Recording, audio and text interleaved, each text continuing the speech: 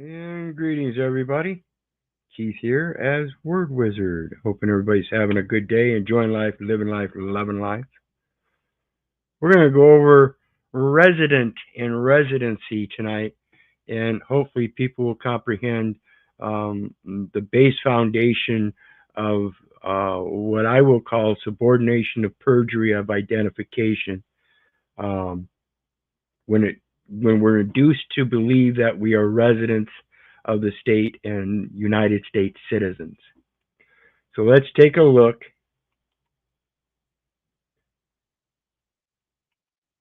at the term resident. And I want to remind everybody, hit that like, share, and subscribe button. There should be a PayPal link down there for anybody who wants to share some love as well. And on Word Wizard, we're not going to do any panels. I'm just going to ramble on through definitions and stuff and give you folks something that you can start doing some research on, because I think this is the base foundation of our miscommunications, is people don't really understand how these certain terms are being applied according to different grammar forms. So what we have here is just a Google search, and it says resident as a noun. Plural noun is residence. A person who lives somewhere permanently or on a long-term basis. So this is a common layman term.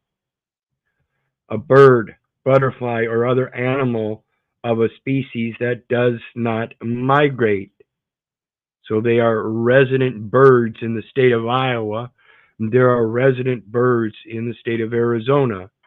Two different subsets of birds, each different residents of the different areas that they live in long term. U.S., a person who boards at a boarding school. Historical, a British government agent in any semi-independent state, especially the Governor General's agent at the court of an Indian state. North American, a medical graduate engaged in specialized practice under supervision in a hospital.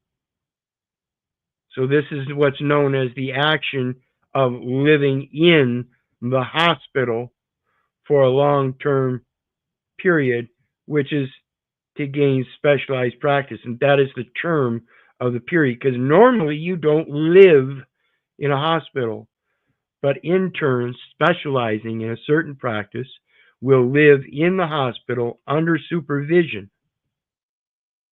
in a hospital. It's called residency. Adjective, resident, living somewhere on a long-term basis. We live in this world, but are not of this world. We live in this world our entire lives. He has been a resident in Brazil for a long time. Having quarters on the premises of one's work. Having quarters, meaning sleeping and cooking quarters, on the premises of one's work. Cooking, cleaning, bedding. Attached to and working regularly for a particular institution. Similar is permanent incumbent. You can grow up to be a president someday, Johnny, but first you gotta have that regular working situation for the particular institution that you want to be a president of, and that is called residency, Johnny. You have to be a resident first to be president. En post. In an official diplomatic position at a particular place. I want to ask everybody, did you get a high school Diploma, something to think on, folks. And this is why I talk about the Postal Service so much on my other channels. So, the next one we're going to look at is etymon line.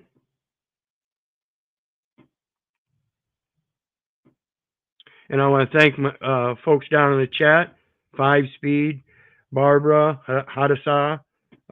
Folks, welcome. Please be sure to hit that like, share, and subscribe button. Get this out.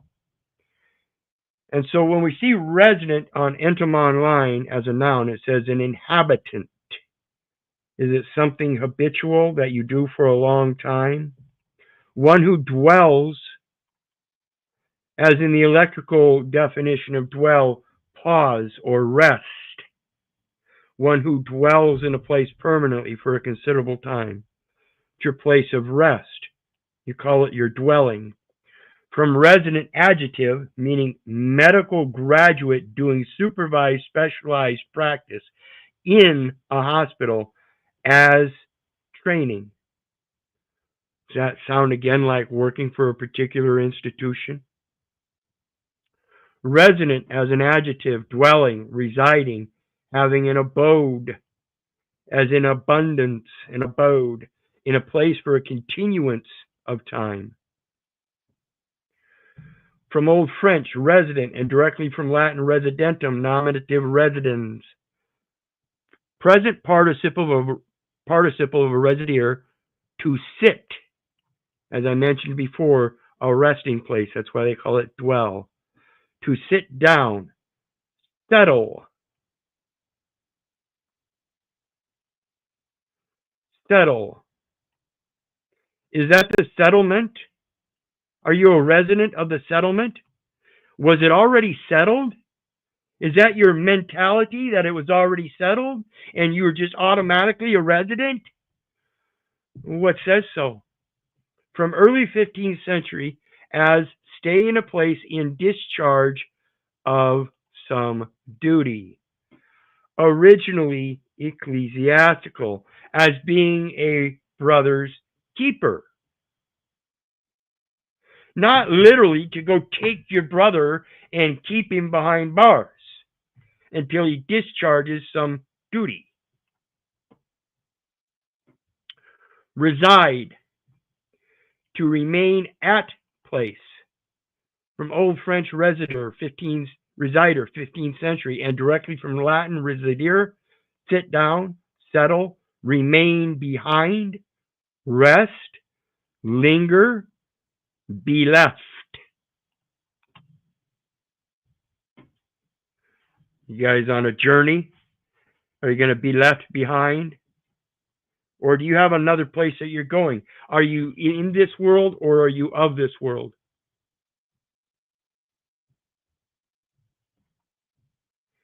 From re, back and again. Sedir, to sit. So to sit again. The meaning to dwell permanently or for a considerable time is attested by 1570s. Resided, residing, also from the French word are Dutch residieren and German residieren. Non-resident. A clergyman who fails to reside in the locality of his benefice.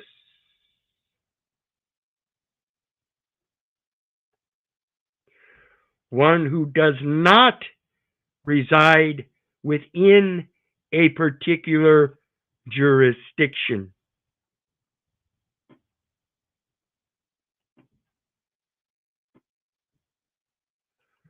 Correct, Dean. I am a stranger and sojourner with our Father which art in heaven, across all of his lands, which shall not be sold forever. And my coming and going, he preserves it from this time forth and even forevermore. When was this time forth and even forevermore? Before he formed me in the belly is when he knew me. Before I came as forth out of the womb, he sanctified me and ordained me to be a prophet unto the nations. And even in my own nation, I will be belittled as a prophet. So I'm supposed to go out of my place of benefice and minister that gospel. And when I speak about that gospel, folks, I'm speaking about the truth. Again, that First Amendment right, freedom of expression. My freedom of expression is only quantified and superior by your right to know. I have it singularly, but you collectively have it such a greater right in that. Therefore, my duty is to express the truth in all things that I do. Residency, again, under the regular Google. The fact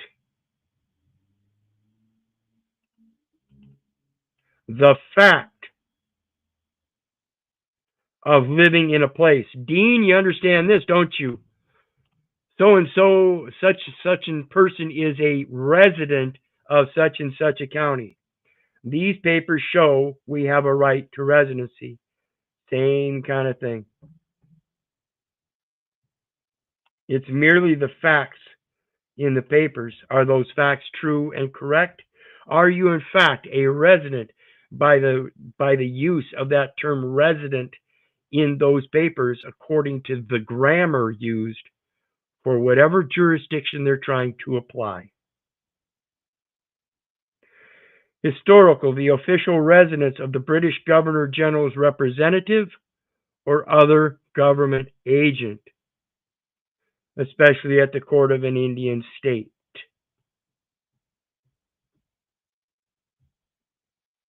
Dean, I know again you'll understand this is why we find the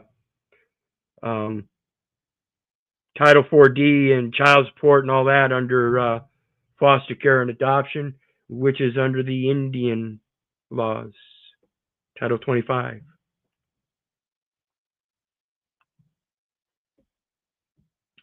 So let's take a look at the next one, etymology, residence, as it told us to look at it before earlier in the resident.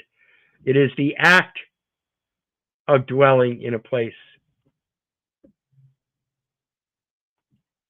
The act versus the fact. My actions of living here in this place are not properly as described in that document. How do I know? You have a certain application of the definition of resident. In the state of Iowa, it says resident determination is for individual income tax purposes. And we'll see that shortly, folks. One's dwelling place, one's resting place, not one's place of business, one's resting place. From Old French residence, from medieval Latin residentia, residing, dwelling, present participle of residere, present participle, not past.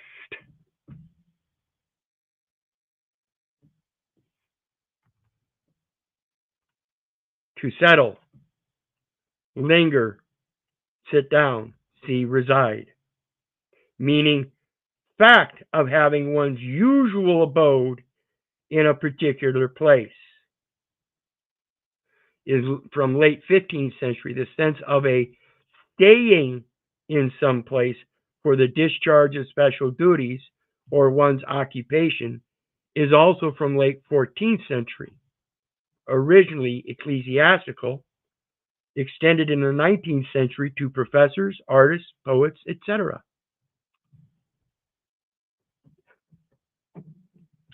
The expression intern in residence is attested by 1954. Whatever title that business, say you're an apprentice for a tin company, the expression apprentice in residence would be the same use as intern in residence in the hospital. Reside as a verb is to remain at a place. and directly from Latin residere, sit down, settle, remain behind, rest, linger, be left, back again, da da da. Same thing we saw earlier. To dwell permanently or for a considerable time. Non-residence, same thing. Fact of non-residing within a particular jurisdiction. Whereas before it was non-residence, it was a clergy, reference to clergy living away from their pastorate charge.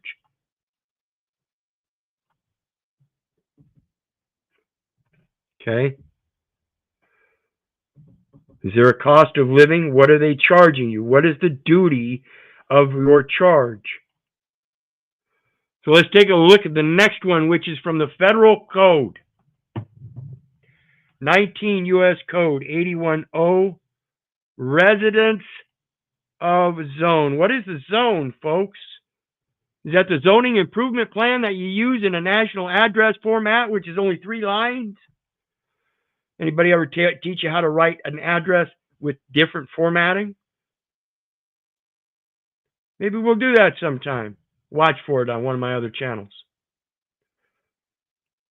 Under A, it says persons allowed to reside in zone.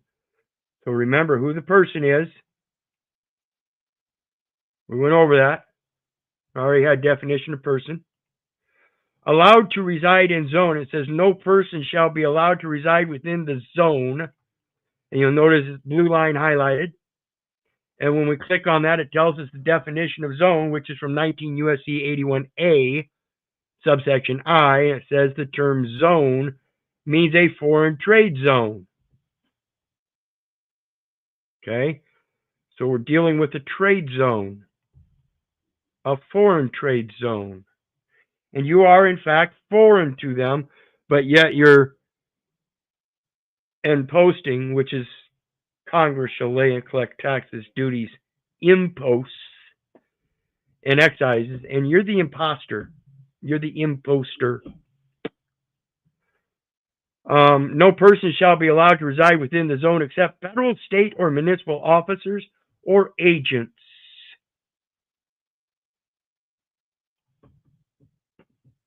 Whose resident presence is present participle is deemed necessary by the board.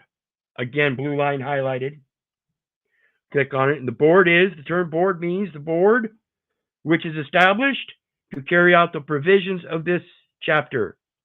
The board shall consist of the Secretary of Commerce, who shall be chairman and executive officer of the board, and the Secretary of the Treasury. So if you've not spoken to those people, then it is not deemed necessary. You have only volunteered. And your voluntary information, the data elements that you're entering into the record, are in error. You shouldn't be doing that, in my strongest opinion, unless you know exactly what each word means. So, now that we know you can't be a resident according to the federal code, unless you're a federal, state, or municipal officer or agent, who was deemed necessary by the board, of course, that means you had to have first taken upon what? An oath of office to perform the functions of public office, the very definition of trade or business in a foreign trade zone. Let's look at Iowa Code. It's the Iowa Administrative Code 701-38.17, 422, and it says resident determination is for Iowa individual income tax purposes. An individual is a resident if. So the purpose is for individual income taxes.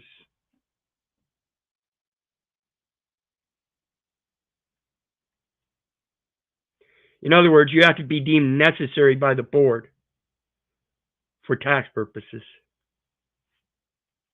According to the way the codes work and intertwine with each other, that's basically what we're looking at. So again, don't believe me. Do your research so you can come to a comprehension. I can explain it to you, but I cannot comprehend it for you.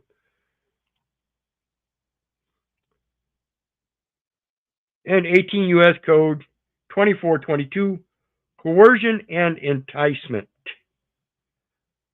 Whoever knowingly persuades, induces, entices, or coerces any individual to travel in interstate or foreign commerce, or in any territory or possession of the United States, to engage in prostitution or in any sexual activity for which any person can be charged with a criminal offense.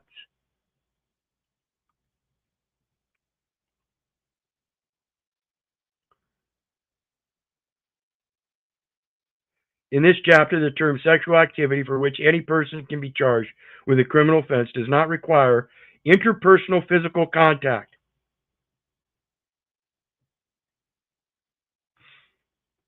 So the description of intercourse in interstate and foreign commerce would be contracting and includes the production of child pornography as defined in section 2256 subsection 8,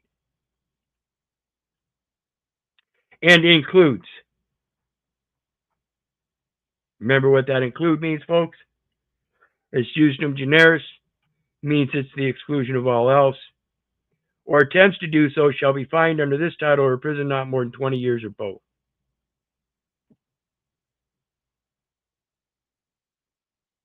Whoever using the mail or any facility or means of interstate or foreign commerce or within the special maritime and territorial jurisdiction of the United States knowingly persuades, induces, entices, or coerces any individual who has not attained the age of 18 years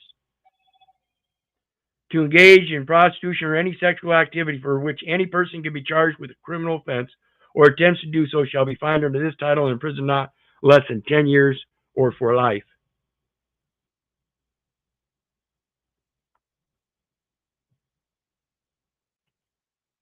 When I talk about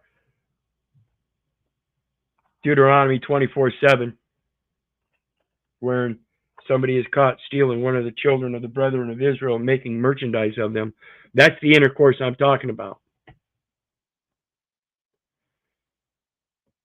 And that's why I call it subordination of perjury of identification.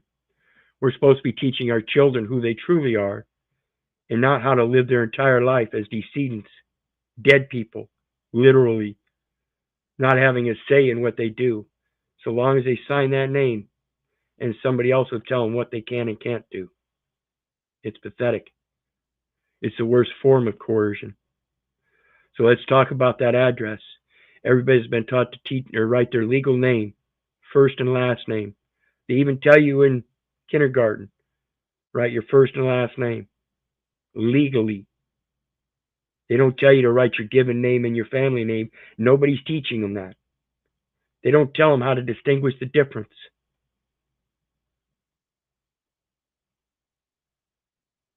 So then they turn around and teach them how to write the address with it. 3-line national address format.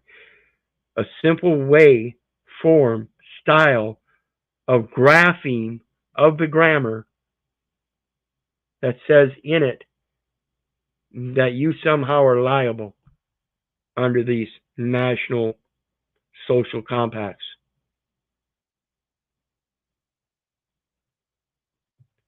So if you want to write something to me, you would have a 5-line address that says Brother Keith in Ecclesia, full colon stop. Second line, care of Joyce, full colon stop. Then the street address with its number and apartment and all that. Third line. Then the fourth line is the city, state, and zip. And then you put a fifth line down there, United States of America. And you'll notice what happens there in that address format. You got a 5-line address format that they recognize automatically as not domestic. Therefore, it is in fact foreign. And there's no, quote, last names. No, quote, family names. and yet it still gets to me. How is that? You have to understand what's going on with the language and realize what it's doing to you. Because when you fall victim to the language, I'm going to read Proverbs 11:15. He that is surety for a stranger shall smart for it. Now that doesn't mean you're intelligent. That actually means hurt, painful. It's painful. It smarts when you rack your shin on the hitch of a bumper. It smarts. It hurts. He that is surety for a stranger shall hurt for it. And he that hateth suretyship is sure. With that, we come to the end. And with that, you folks know I love you, but I don't give a rat's ass whether you love me back. And I say I don't care if you hate me. I don't care if you don't respect me. That's on you. So may God bless you. Have a good night. Bye now.